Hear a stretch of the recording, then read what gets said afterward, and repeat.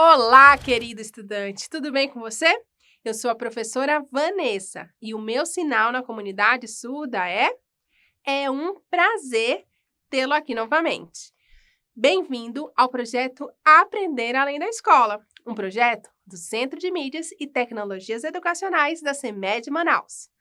Hoje iremos estudar sobre astronomia e cultura. Então vamos lá para a nossa hora de aprender?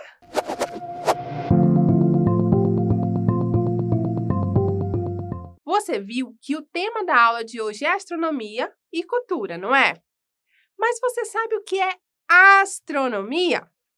A astronomia é a ciência que estuda todos os corpos celestes do universo. Como corpos celestes, entendem-se os planetas, as estrelas, os cometas, os asteroides, as nebulosas, as galáxias, entre outras coisas. Então, a astronomia cultural vai envolver os corpos celestes e a cultura de populações em um só. De forma mais específica, a astronomia cultural é a junção da arqueoastronomia e da etnoastronomia. Vamos ver do que se trata cada uma delas, tá bom? A arqueoastronomia é a ciência que estuda objetos, sinais, registros e gravuras feitos por antigas civilizações para registrar a observação do céu e fenômenos astronômicos. Já a etnoastronomia estuda a influência da astronomia na cultura de um povo. Por isso, a astronomia cultural é a junção deles dois. A astronomia cultural, portanto, estuda as evidências de como cada povo antigo ou moderno observa, registra e interpreta os fenômenos celestes, integrando-os aos acontecimentos e às necessidades da época. O estudo da astronomia cultural é importantíssimo, pois foi através do conhecimento dos nossos antepassados que a nossa sociedade se formou. Por isso, compreender a cultura astronômica de um povo antigo pode gerar grandes avanços científicos. Além disso, a astronomia cultural não é uma astronomia alternativa, mas uma boa forma de respeitar e proteger os sistemas de conhecimentos tradicionais, especialmente os das populações indígenas. Reconhecer a contribuição dos conhecimentos tradicionais para a proteção ambiental e a gestão dos recursos naturais, como foi falado na Conferência Geral da Unesco em 2001. A Unesco foi fundada em 1945, com o objetivo de contribuir para a paz e segurança no mundo, mediante a educação, ciências naturais, ciências sociais e humanas e comunicações e informações. A observação do céu é uma prática muito antiga e bastante comum em diversas populações, desde lá das pré-históricas. Essa observação comumente está atrelada a diversas partes da vida de populações ancestrais. A partir do movimento cíclico do Sol, Lua e dos planetas, e também das estrelas, eles poderiam estabelecer o momento do plantio, o da colheita de alimentos, por exemplo, além de eventos regulares, como dia e noite, fases da Lua e posição de constelações em determinados períodos do ano. O conhecimento do céu regia muito das populações antigas. Quanto mais uma população conhecia do céu, mais sábia e rica ela era. Impressionante, não é? As civilizações antigas deixaram vestígios desse apanhado de informações e conhecimentos que acabamos de falar. Esses vestígios são as pirâmides, que são aí túmulos, monumentos, esculturas, antigas edificações, pinturas e escavações em rochas, grutas e cavernas, além de artefatos, que representam períodos históricos das civilizações.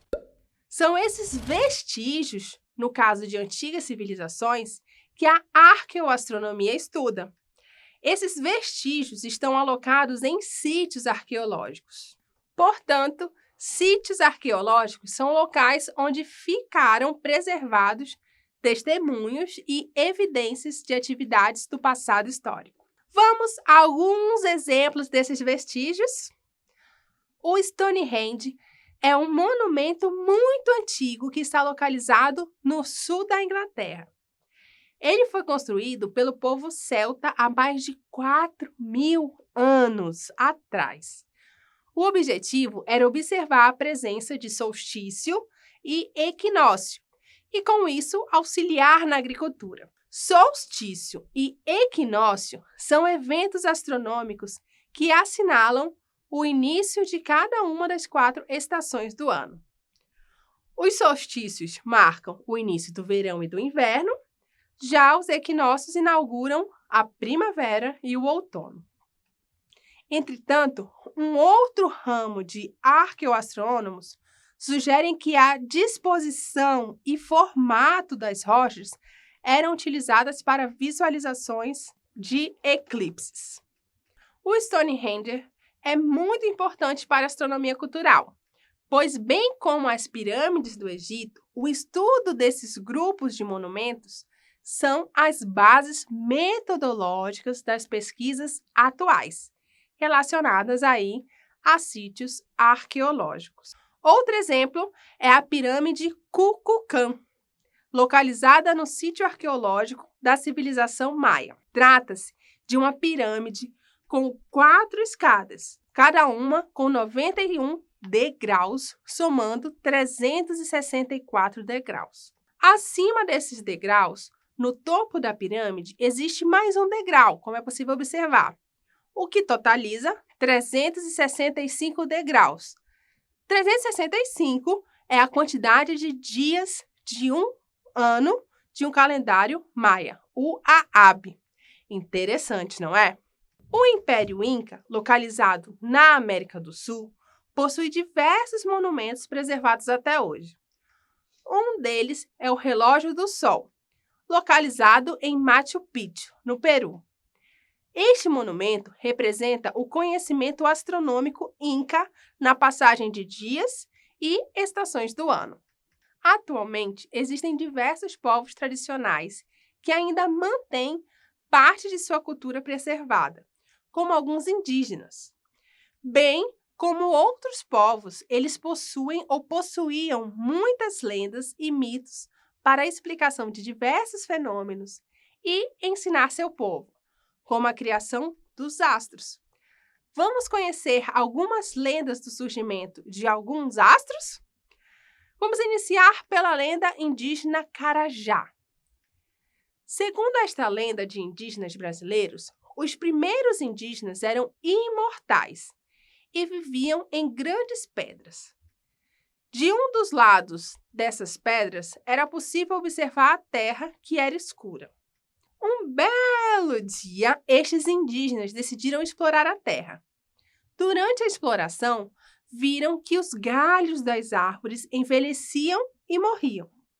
Foi então que perceberam que se tornariam mortais nessa exploração. Um dos indígenas comeu mandioca brava e começou a passar muito mal.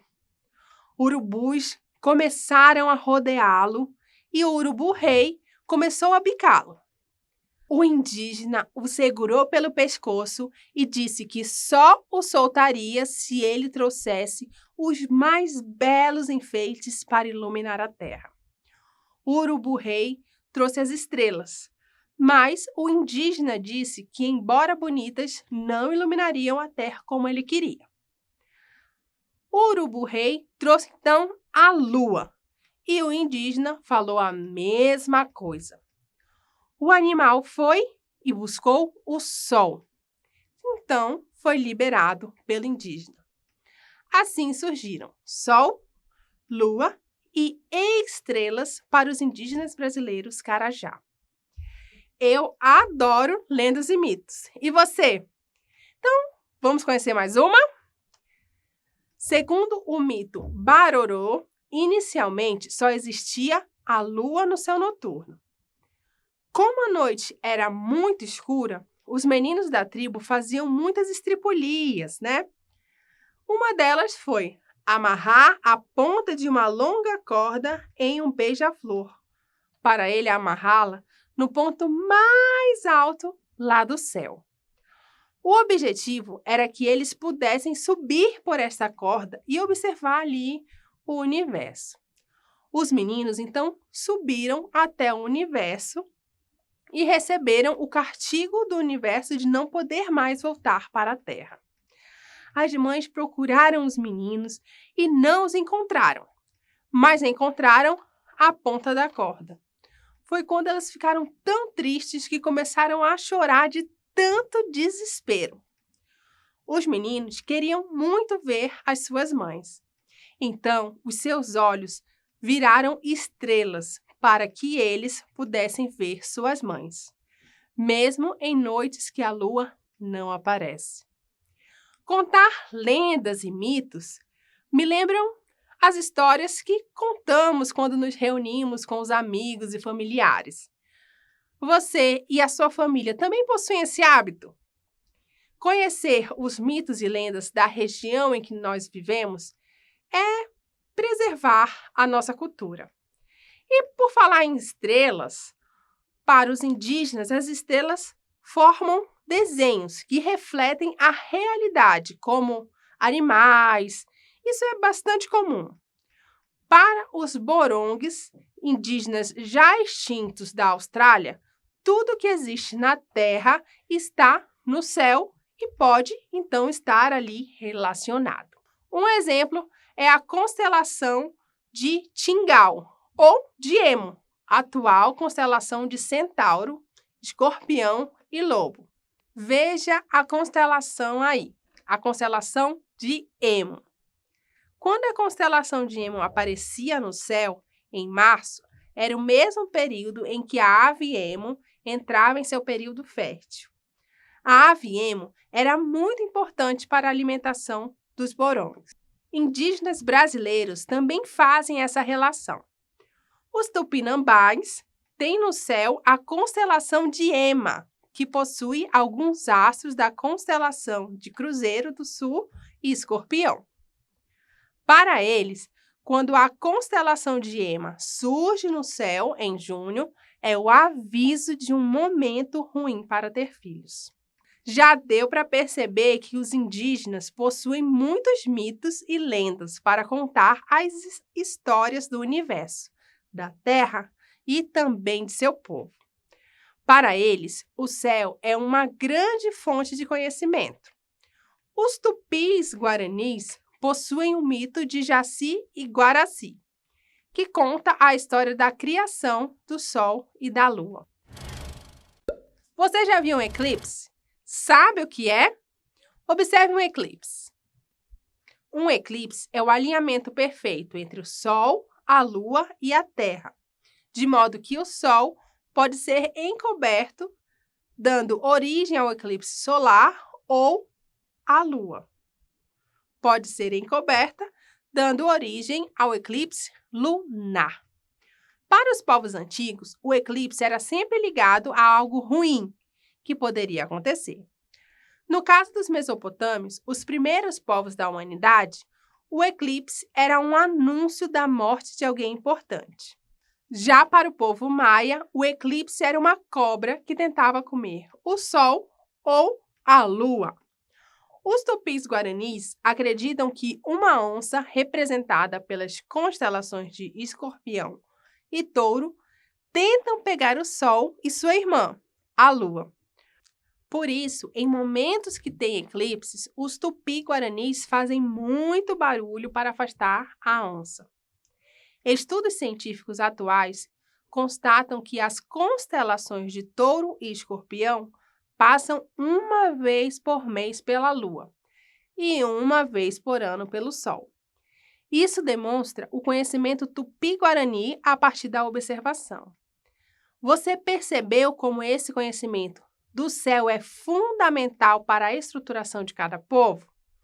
Aprender tudo isso nos reforça a vastidão do mundo nas mais diversas épocas e a necessidade de respeito às diferentes visões de mundo para a formação de conhecimento científico. Nesse sentido, compreender tudo isso que foi explanado hoje nos faz ir contra o etnocentrismo, ou seja, nos faz sabermos que a nossa cultura não é o centro do conhecimento, não é a certa, não é a melhor e nem é a pior.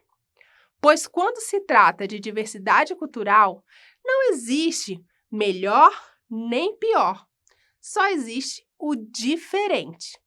O recado que fica hoje é respeito a todas as culturas. Você curtiu nossa aula? Aprendeu bastante? Então, vamos às atividades. Chegou a hora da atividade.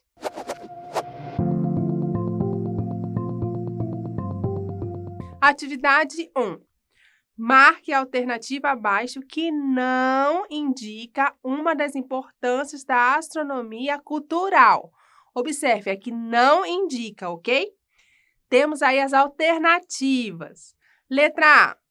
Com o conhecimento da astronomia social, podemos obter conhecimento dos nossos antepassados e, com isso, compreender como nossa sociedade se formou. Letra B. A astronomia cultural é uma boa forma de respeitar e proteger os sistemas de conhecimento tradicionais, especialmente os das populações indígenas. Letra C. A astronomia cultural é uma forma de reconhecer a contribuição dos conhecimentos tradicionais para a proteção ambiental e a gestão dos recursos naturais. Letra D. A astronomia cultural é uma forma de reafirmar o etnocentrismo. Falamos sobre isso hoje. Vamos lá? Qual é a alternativa? Tempo para você responder.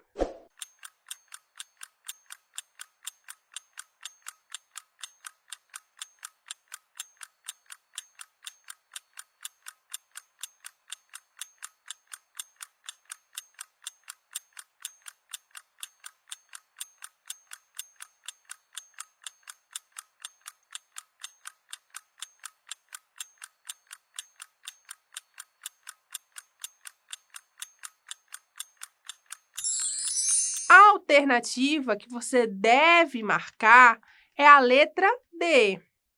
Afinal, hoje vimos que essa astronomia cultural, ela não reafirma o etnocentrismo, pelo contrário, ela nos mostra que não existe uma sociedade central. Atividade 2. O sistema Terra-Lua-Sol está em constante movimento. Porém, alinhamentos entre esses astros celestes podem ser observados e estudados pela humanidade. O alinhamento entre o sistema Terra, Lua e Sol corresponde ao... Temos aí 4 alternativas. A. Eclipse. B. Solstício. C. Equinócio. D. Anoitecer. Nós vimos isso com detalhes na aula de hoje, hein? Tempo para você responder?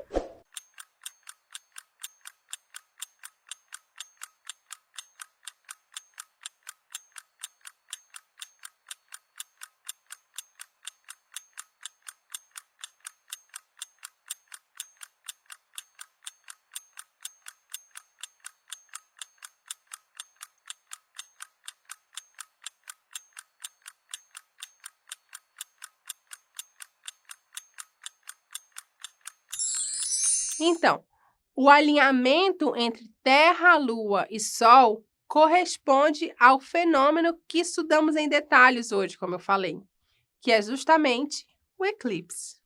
E aí, acertou as questões? Se você acertou, está de parabéns. Se errou, refaça-as. Eu tenho certeza que você vai acertar. Agora, vamos lembrar um pouco do que vimos na aula de hoje. chegou a hora da revisão. Hoje estudamos sobre astronomia e cultura. Relacionamos diferentes leituras do céu e explicações às necessidades de distintas culturas através das lendas e mitos e dos vestígios deixados por populações antigas, não é? A respeito de lendas e mitos, falamos hoje sobre a lenda indígena Carajá para a criação das estrelas, lua e sol, sobre o mito indígena Bororó para a criação das estrelas e citamos a lenda Tupi-Guarani do Guaraci e da Jaci, ambos em povos indígenas brasileiros. Vimos também que muitos indígenas relacionavam a sua realidade à leitura do céu, como os indígenas australianos Borongues, que ligavam o aparecimento da constelação de Emo ao período fértil da ave Emo. Os tupinambás, indígenas brasileiros, também possuíam constelações de aves no céu, no caso, a constelação de Ema. Quando ela aparecia no céu no mês de junho, era o sinal de uma época ruim para ter filhos. Já os vestígios deixados por populações antigas podem ser muitos, como pirâmides, túmulos, monumentos, esculturas, antigas edificações, pinturas e escavações em rochas, grutas e cavernas, além aí de artefatos que representam períodos históricos das civilizações. Estudamos os vestígios Pirâmide de Kukulcã, dos maias, Stonehenge, do povo celta e Relógio do Sol dos incas. Ainda relembramos os seguintes conceitos vistos na aula passada. Arqueoastronomia, que estuda objetos, sinais, registros e gravuras feitos por antigas civilizações para justamente registrar a observação do céu e fenômenos astronômicos. Etnoastronomia, que estuda a influência da astronomia na cultura de um determinado povo. E astronomia cultural, que estuda registros de observações do céu e de fenômenos astronômicos de antigas civilizações e suas influências na cultura de um povo, ou seja, a junção da arqueoastronomia e da etnoastronomia. Eu adorei a nossa viagem pelo tempo, aprendendo mais sobre astronomia e também sobre cultura. Eu aposto que você também gostou. Eu te aguardo na próxima aula, combinado? Se você sentir saudade antes, dá uma conferida lá nos vídeos do YouTube, no canal do Centedes e também nas postagens do Instagram do Centedes. Se inscreva nas nossas redes sociais e fique por dentro das ações do Centro de Mídias e Tecnologias Educacionais da CEMED Manaus. Um grande abraço, tchau!